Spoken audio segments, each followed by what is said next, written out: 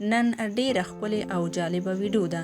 هیله ده تر پای را سره پاتې شي او د داسې جالبه ویډیوګانو لپاره سحر میډیا چینل سبسکرایب کړئ.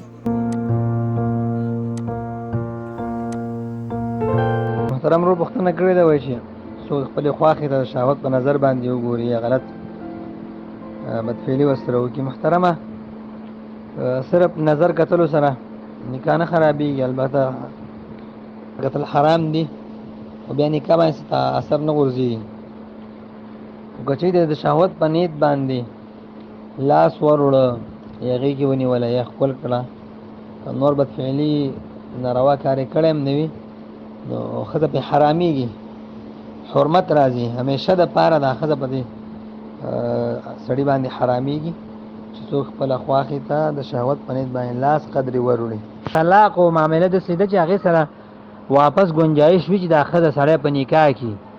مثلا یو طلاق ورکړي یا دو طلاق، که درې طلاق ورکړي هم چې کله بل خاوند ته نکاح وکړي او واپس دا خاوند بیا طلاق ورکړي نو د اول خاوند ته بیا روا کړي.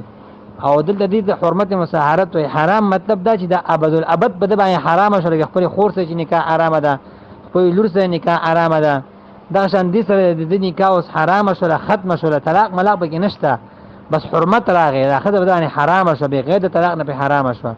مطلب دا چې نه په عدت سره کار کېږي، نه په نکاح تازه کولو سره کار کېږي، نه دې سره کار کېږي چې دا به بل چا سره نکاح وکړي واپس به دې ته روا شي. دا لاره ختمه شوه، دا په ده باندې بیخي لکه خپله خور او خپله لور پې وګرځېدله.